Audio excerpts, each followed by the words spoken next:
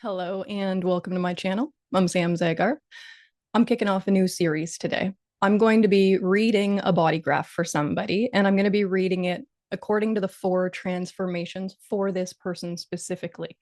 You're going to start to see new content on my page where I'm reading parts of people's body graphs because they've asked me a specific question and they want an example of how I would read this in their chart. Now, I've had multiple invitations to do this, but it's taken me a minute to figure out how I want to do this as an offering. I'm currently in the middle of teaching my Advancing in Human Design course, and we just finished the 4th transformation. Now, at the end of class, one of my students, a manifestor, said, "Could you please read out my 4 transformations a little bit like a story so that I can see how this plays out in my life?" So I did this for her in front of the class. And she said, "Could you please do this more regularly, more consistently? Could you make this some kind of offering?" Because it's one thing to teach people about mechanics. It's another thing to give them an example of how to read the mechanics off of a chart, especially in a way that makes sense to the person that you're reading for. So today we're going to be reading for a manifestor. You can see based on the chart that I've got up here next to me, we're dealing with a heart manifestor or an ego manifestor. They are a manifestor because they have the money line in their body graph. Now, this is also a 5-2 manifestor. As much as I'm going to be reading about the 4 transformations, you're going to hear how her profile and her type are a significant part of how I'm relating this information back to her. When we're talking to anybody in a body graph reading, we have to be able to maintain strategy and authority for them. If you get as far into substructure, which is what we're getting into now, the color level, the tonal level, anything below the line level, when you get into substructure, you can only do this correctly, assuming that you're leading with strategy and authority. This manifestor has a left and active brain. Their brain is left and active because at the tonal level, they are either 1, 2, or 3. Now, this manifestor is specifically a tonal level 3 and a first color determination. So I have a manifestor with an active brain and a first color appetite, but left oriented, which makes it a consecutive determination. Now, right behind that consecutive determination is the 3rd tone. That makes this person outer vision. So the first transformation that this manifestor has to go through in their life is learning how to feed themselves a simplistic cave style, well, one ingredient at a time diet type. And the more that she does this, the more it enhances a very specific sense for her, which is what we call cognition. It's a body sense. Now, for her, it's outer vision. Now, when we attach her consecutive determination to her outer vision, that tells me that one of the ways that she's designed to eat is not only simply according to the color, but she's designed to notice things through her vision, as in, she gets up and she goes, "I'm hungry." She initiates looking for food. She looks around. A banana catches her focus and she goes, "Whoa, I'm going to eat that." Single ingredient, outer vision. The more she eats that way, the more she enhances her outer vision. Now, to say enhances outer vision is not to say like develops her eyesight better.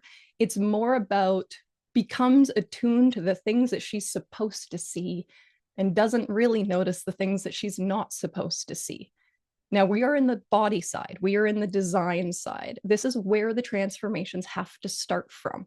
You have to start with the body side because this is the hardware. You can't put modern software in outdated hardware. So you have to really prime the body in order to have passenger consciousness.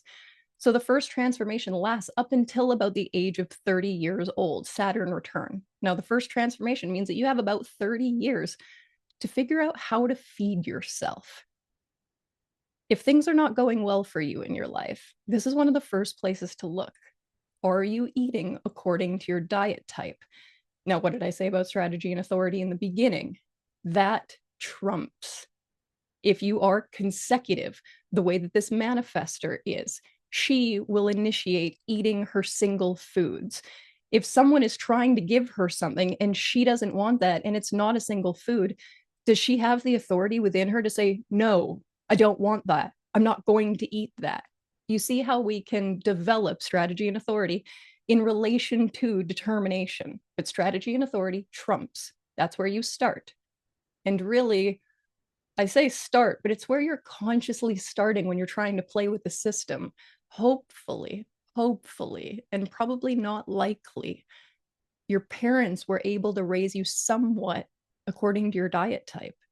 Food is our number one homogenizing force. This is where our parents have really the most influence on us from birth. How influenced are we by our diet type of origin versus how much have we become what we're actually supposed to be? And are you feeding yourself your unique way? Now, for my manifestor, when she is feeding herself the right way, when she's respecting her active brain, that it comes online very quickly, it requires a certain level of consistency and calories. This primes her to be able to find her right environment around the age of 30 years old. So, what is her right environment? This is a mountains person, and mountains passive, as in this is a right oriented environment. Why is it right oriented? Because the tonal level is either 4, 5, or 6. Now we're still in the body side. So the tonal level behind the color is similar to cognition, but it shouldn't be called cognition. We don't talk about cognition in environment per se, because most people wouldn't know how to discern the difference between the tonal level in the environment and the tonal level at the brain. The tonal level of the brain is what gives you your actual cognition. When we're talking about the sense within the environment, I call this a quality within the environment, and it is not to change source material language. I'm very strict on what the actual source language is, but I do express to my students that it's not the same as the one that belongs to the brain. So I say a quality of cognition in the environment. Now, my manifestor, she is a mountains. What does mountains mean? Mountains means a place of high elevation. There has to be a change in oxygen levels. So I tell my client, there's a really good chance that she's going to feel significantly better the higher up she goes in elevation. And if we want to use a very, very basic example for mountains, people always associate hiking with mountains or some type of outdoor adventure kind of sport. Now, that's not to say that mountains people are hikers. It's to say that mountains people feel better when there's a change in elevation. So I tell my manifestor, I've taken you to the top of a mountain. And I specifically say, I've taken you, because this is someone who is supposed to be passive in her environment. That means that the right level of relaxation happens in the right environment for her. Now, as a right-oriented environment, is this someone who really has that much of an interest in actively hiking the mountain? No, they're not. This is someone I put in a gondola and I took them to the top of the mountain so that they could get a change in oxygen, so that they could get a break from the people around them, so that they could get a breath of fresh air and a different perspective. Now, the irony for this person, this manifestor, is that there is a fourth tone in this environment. So from a cognition place, this would be inner vision. So there's a quality of inner vision that is enhanced within the right environment for this person. So one of the jokes was that I take you in this gondola to the top of a mountain, and what do you do when you get there? You sit down and you close your eyes. And that's as good as you feel. That's incredibly regulating. That brings you to a sense of peace. When I described this to this person, I really felt this complete sense of peace for them. And they're a manifester. Like, it felt validating, and she was affirming along the way, like, this is on the mark. Now, when she's in her correct environment, this is our second transformation. It unlocks the third transformation, which is view perspective. It's that you feed your brain right, it finds the right place to be, and then you find the right thing to see. You see correctly from the right environment. And part of what you see is where you're supposed to be and who's supposed to be there with you. Now, when we move over into view perspective, again, we have a tonal level. So, what is her view? She has a peripheral view. She has a right oriented view. A peripheral view means you see better out to the side than you do directly forward. So this tells me that she is comfortable with a little bit of a tilt to her head. She might be preferably comfortable without glasses. There might be things in her life that are trying too hard to focus her, and that might not be healthy for her. She is a wide lens kind of person, and it's not metaphorical. It's a little metaphorical, but it's not. It's like, do you actually see better forward, or do you actually see better to the side? Now, this manifestor is peripheral, so she sees a little bit better to the side.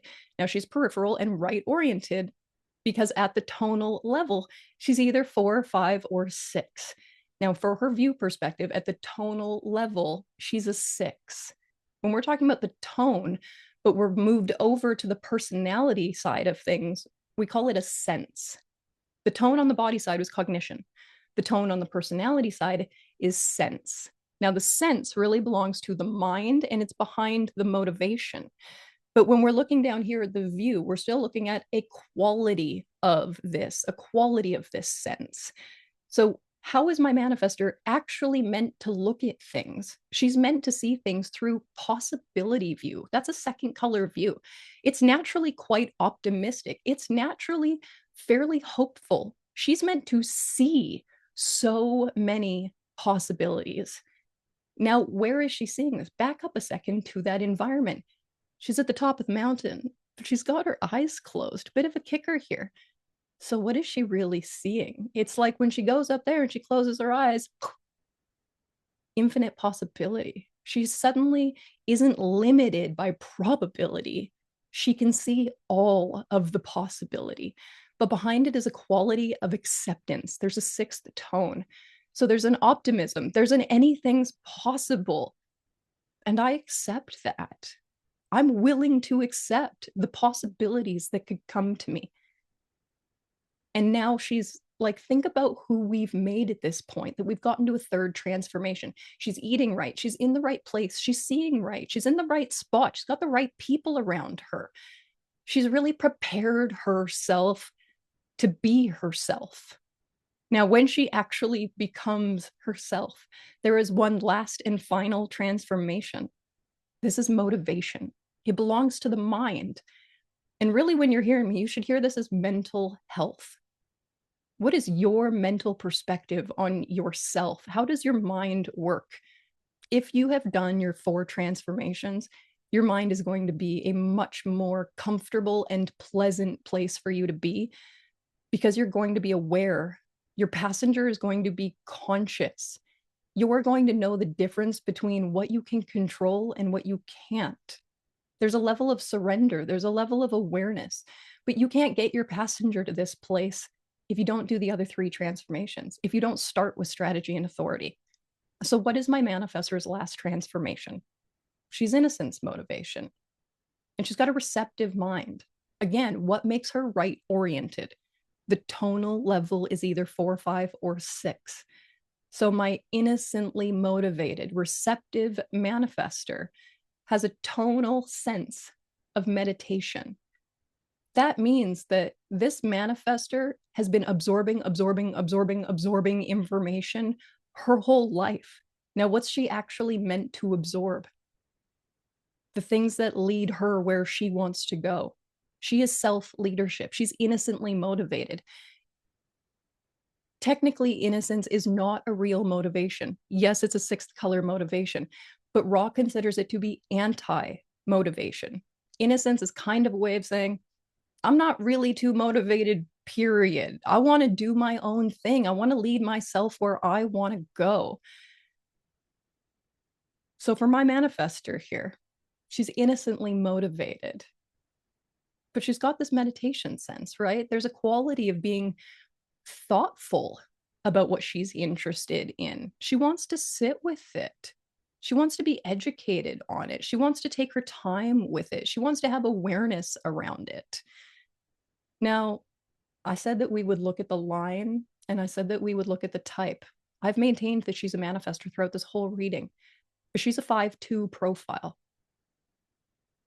Part of why it's so important to speak to her about who she is, and in particular at a substructure level, is because very few people know who she is. There's a very uncomfortable, and it will make me emotional because I can see her according to her substructure. But I'm also well aware of the fact that I have my own limitations in being able to see her. I'm a projector and I can penetrate with my aura. But the manifestor aura is impactful because it pushes and compresses against other people's auras. My aura does not penetrate a manifestor the same way that I can to a generator or a mani-gen.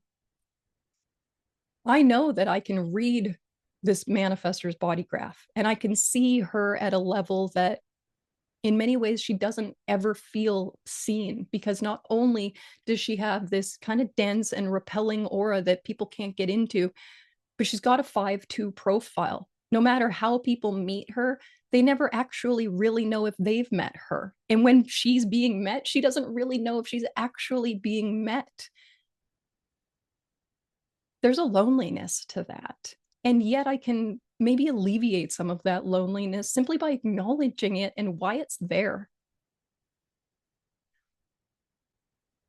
So in summary, that was a relatively quick, while simultaneously somewhat educational little riff on the 4 transformations, but specific to somebody's body graph. If you're interested in having me do this for you, reach out to me.